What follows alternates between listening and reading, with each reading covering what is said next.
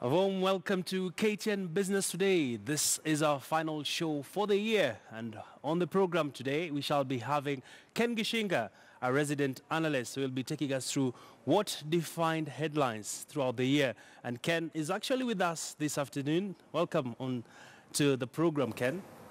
Great to have you. Merry Christmas. Merry Christmas. Thanks for having me. All right. Of course, it has been a very interesting year, 2018. Many say the economy grew by a good margin, but at the end of the day, so many things have happened throughout the year that we shall be going through and just walking our viewers through all this in terms of what were the numbers that defined 2018. First off, let's start with the number on our super wall here, and we have 5.1 trillion shillings. This is the country's total debt stock that raced past the 5 trillion mark in June. So the year, as the government continued its unbridled borrowing spree. Ken, many analysts have come out saying we're borrowing more than we can take, but have we been borrowing to do the right projects throughout the year?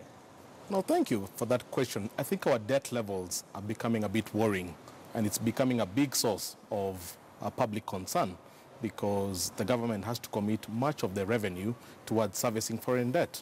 Now, when that happens, it means there's very little revenue that's available for paying suppliers, for spending in education, in healthcare. And those are the challenges as you talk to business entrepreneurs. They say late payments is one of their biggest struggles right now. Interesting. And on the flip side, the National Treasury has maintained that our borrowing ceiling is within limits. Kenyans should not be worried. So many people have done all manner of arithmetic saying how much you're paying per day, how much you're paying per month as a country. And some even going to the extent, former Prime Minister Raila Odinga indicating that the unborn babies will be paying 100,000 per person for Kenya to service its debt. I think they're looking at the theoretical aspect. Yes, in terms of debt to GDP, we could be in a safe space. But what a lot of people are saying is when you have high increased debt, what really happens is you have to raise local revenue. One way you do it is by increasing taxes. And we saw what happened in September in terms of the VAT on fuel products. And we saw the public outcry that came just from the public and also from the business community. They said doing business in Kenya became a very expensive proposition. All so right. I think a lot of people are looking forward to a more business-friendly year next year. And if you can get to the next slide, just to see, of course, what other aspects did shape 2018, actually. I'm already going ahead of myself. But Ken, there was the 15 hours that everyone kept talking about. This, of course, was the direct flights to United States that Kenya Airways started. And 15 hours is seen as a major should I say relief for the travelers, because ideally one would take over 15 to 20 hours. And right now we have a direct flight. And of course, Kenya Airways has been saying that the numbers are not so up right now, but they're projecting that things will pick up come next year, of course, now being the winter season. I agree with you. I think this was one of the highlights for 2018, especially for business travelers who need to travel ASAP. Especially for cargo business, people who export flowers, people who export fruits. I think for those people, it's been really a dream come true. For the tourist segment of the market, I think it's a far more competitive segment. You have a lot more flights flying into the US. You have Emirates, you have British Airways, and I think that segment still is going to be a bit more competitive. But moving forward, I expect to see the cargo business picking up much faster compared to the other tiers of the business. Interesting. And of course, the common joke that people made around this time, Ken, was that having breakfast in Nairobi, dinner in New York. But if you look at the frequency of the flights, Kenya Airways cut back on the number of flights, and the cutback was about 30% of the flights that they had projected to ply that route. And of course, it seems there was a miscalculation of sorts. At the end of the day, it's about the bottom line. And this airline is in the business of making a profit. And for them, having a flight that's leaving New York to come into Nairobi that's half full did not make sense. So better to consolidate into a few flights and maximize a seating capacity in there. So I think in that sense, that made sense. But I think you're right. It kind of took away from the original aura that came with the announcement early this year. All right. Still stay with KQ. Of course, the company is yet to get back into profitability. It's still making a net loss.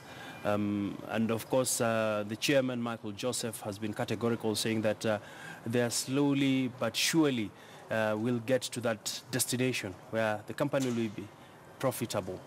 But one of the biggest challenges the airline continues to face, of course, is the staffing costs and, of course, the hedging policy, which captures a lot of issues when it comes to fuel.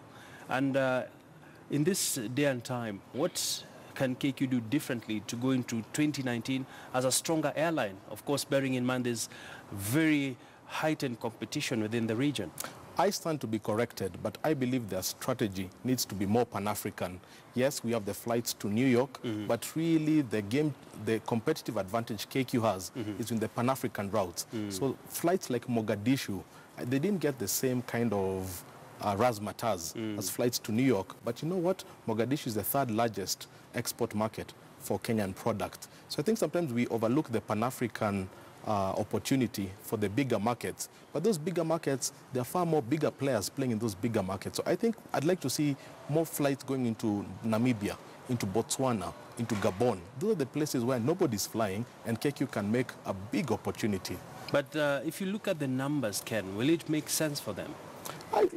Take a look at a country like Namibia.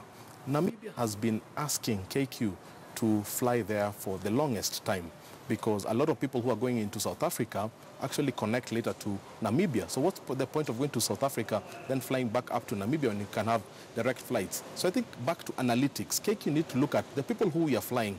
What is their end destinations? Yeah. And can we make direct flights to those end destinations? Otherwise, the Ethiopian Airlines, they're already starting to make inroads into these markets. You saw Qatar is flying straight to Mombasa. So we need to look at data analytics and look at what is the end destination, and can we launch those flights inside? Yes, I've seen them wanting to invest in the Kenya airports. I think some people say that's going to make it more competitive. Yeah. I'm still not sure how that will be, because I think they need to focus on the customer service of the particular airline, not the overall airport operations are very complex operations. So when you add that complexity to the complexity of managing an airline, for me, I think the complexity actually becomes a bit more difficult, but they are thinking that it might help them have the advantage that Ethiopian Airlines has, that Emirates has, and we are yet to see whether that will be the case. All right, and that was number 15, the 15-hour flight that did see Kenya get into the map when it comes to countries that have direct flights to the United States. Well, let's move on to the next number, Ken, and that is 8%. Initially, it was 16% that was proposed to be imposed in terms of a value-added tax on petroleum products. Of course, this was also hinged on what agreements Kenya got into with the International Monetary Fund and the World Bank, where Kenya did pledge that they will increase tax collection. One of the ways was do an incremental increase when it comes to the cost of petroleum products. And this 8% caused a lot of brouhaha across the country. And Ken, what do you make of the government's insatiable desire to go for the common man? You know, when you talk about public debt, a lot of people, the mamambogas, will tell you that doesn't mean anything to me. What Kenya does with China, what Kenya does with the IMF, those are things that happen in Nairobi. But where the rubber really meets the road is how to pay for this foreign debt. And it comes to the magical 8%. And my word, did everybody feel that 8%. So when we talk about the government lowering its appetite for debt, it's not a distant conversation. It has a direct bearing on you and I, because the fuel you'll pay, and not just fuel, the food on your plate, everything goes up by 8%. And I think in September, people felt it in a way that they had not felt it before. And now all of a sudden, people are saying we need to really rethink about our revenue generation mechanisms. And of course, Ken, many of the people out there, their argument was, why tax petroleum products at the expense of having the informal sector, which has a huge potential to net in taxes? Why are we not going for the Juakali sector of the economy? You're preaching to the choir. I completely agree with that. There are many sectors in this economy that are not paying their fair share of the taxes. Think about land, for example, land rates. 90% of properties in Nairobi default on their land rates. If you look at a property somewhere like in... But why people default? Why should people default? Look at a property like in Ruaka. Yeah. 1 acre in Ruaka goes for 120 million shillings. The rates for that piece of 1 acre is 2,000 shillings. You're like, how is that possible that a 120 million piece of land, the land rate is 2,000 shillings? Doesn't add up. It doesn't add up. Yeah. So for me, we really need to rethink of sectors that are not paying. We need to revise and update it so that we stop burdening the entrepreneur, and the big landowners have to still pay their fair share of their public obligations. All right. And now that the 8% tax did come into force, the government was projecting to raise about 70 billion shillings, if I'm not wrong, from this alone. And the end game was to channel these funds to one of the pillars of the big four, and that is universal healthcare. They also did increase mobile money charges, where the Treasury Cabinet Secretary Henry Rotich did pass for an increment in the cost of transactions. But really, as much as we have implemented this taxation measure, collection is going on. But what should Kenyans expect come 2019? Because at the end of the day, the government is doing the collections very religiously. My assessment is Kenyans don't have a problem in paying that extra taxes. The problem is the lack of transparency in how these funds are managed. And we've seen the huge fight against corruption, which has been a major theme this year. So if the public can see, yes, we are paying these land rates, and these land rates are going into fixing schools and roads and dispensaries, everybody will want to pay. But the reason people default is they think this money just goes into the coffers of a few well-connected individuals, and they don't want to pay. So we need to fix the issue of integrity, transparency, and really, if I'm paying for taxes here in Mombasa Road, I want to see the development happening in Mombasa Road. All right. And Ken, still staying with this number, and if you can just move same slide, but let's get to the next slide, because one of the other aspects that is tied to this, Ken, is there was a special anti-adulteration tax of 18 shillings per litre. At the end of the day, we are trying to make Kenya a business attraction country, but the taxes that we are setting up might be a bit challenging to manufacturers. One of the laws in economics is people respond to incentives. When they introduced the tax on unadulterated kerosene, the idea was to make it less attractive to deal with to make it the same, you feel the same pain as if you're dealing with your normal tax kerosene. So in a way, it was more of a disincentive in a way. But you're right, when you think about the cost of doing business, and you don't want people to go back to the forests to cut trees and destroy the ecology in terms of firewood, you really want to encourage a sense of, can we have sustainable development by having affordable fuel that is not compromising on the ecology? So I think that's a conversation the Ministry of Energy has been spot on. The governors, especially around Kitui, they really picked that up, but I think it's something that will go on over the next few years. All right. And let's get to our last slide now, where we should be able to see the next number that has, of course, been a talking point, and that is the 3 trillion shilling budget that the government did pass this year. Of course, 3 trillion shillings what can 3 trillion shillings do for an economy? If you just think of the Thika superhighway, it cost 20 billion shillings. And look at what it has done for the environment. So 3 trillion is something that can dramatically transform an economy. My agreement is 1 trillion out of this 3 trillion is purely on recurrent ministerial expenditure. Sure. So for me, the question is, where will the development expenditure come in? Because paying salaries, paying rent, that's all well and right. But where will the next big projects, who will fund them? Are they going to be debt funded, or can we fund them from our internal budget? That needs to be the conversation moving forward. And finally, Ken, of course, as much as Kenyans are talking about this 3 trillion shilling budget absorption continues to be a big challenge. We are seeing governors already up in arms saying that the revenue sharing formula by the Commission on Revenue Allocation is far-fetched, and it's simply out to frustrate the governors, and that is what they are alleging. But from where you sit, Ken, come 2019, what sort of discussions should governors be having, especially when it comes to stimulating economic activity within their regions by, of course, having those regional blocks that many have been formed, but we're not seeing any much coming out of them? Absolutely. I think, first of all, on the revenue formula for the counties, I think one of the new talking points is we need to look at population, because not all counties have the same population. So areas where that have a dense population, obviously the need for healthcare, for education will be more.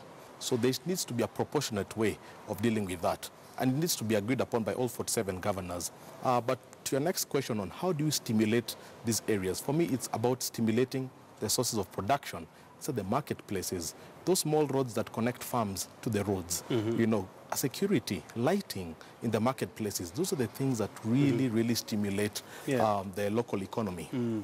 Interesting, Ken. Of course, the numbers speak volumes.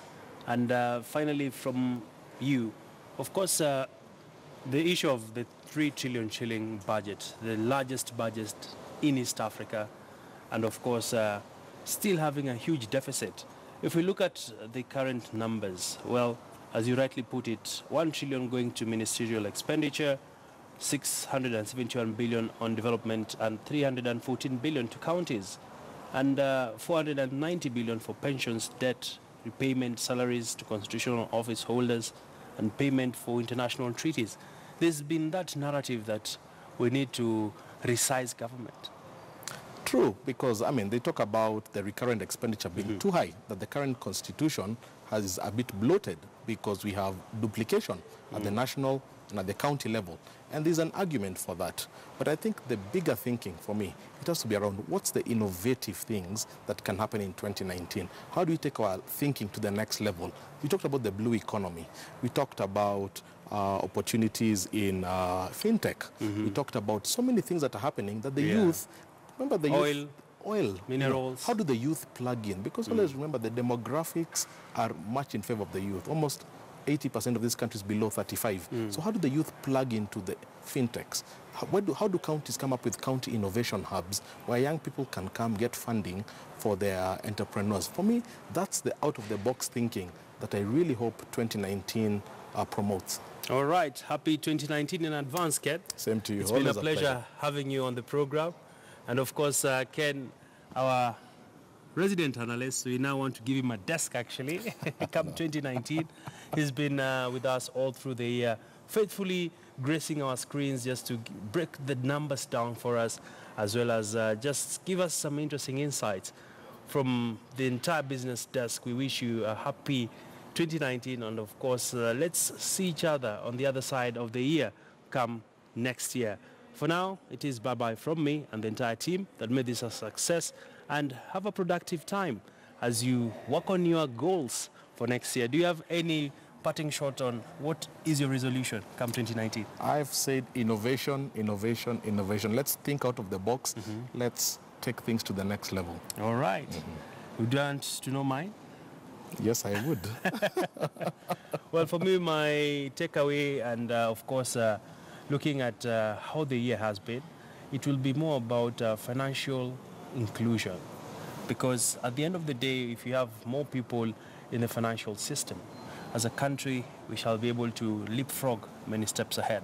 By this, I mean we need to make sure that access to services is going to be a big priority for us as the business team. And of course, showcasing what the SMEs are doing out there and why do they need that added financial impetus. Well, Ken, it's a wrap from us. Looking forward to a fantastic 2019. Fantastic. Yeah. That's where we leave it at. And Ken, as you had already mentioned, it's time for us to go have some nyama choma. You're most welcome. Bye-bye from us.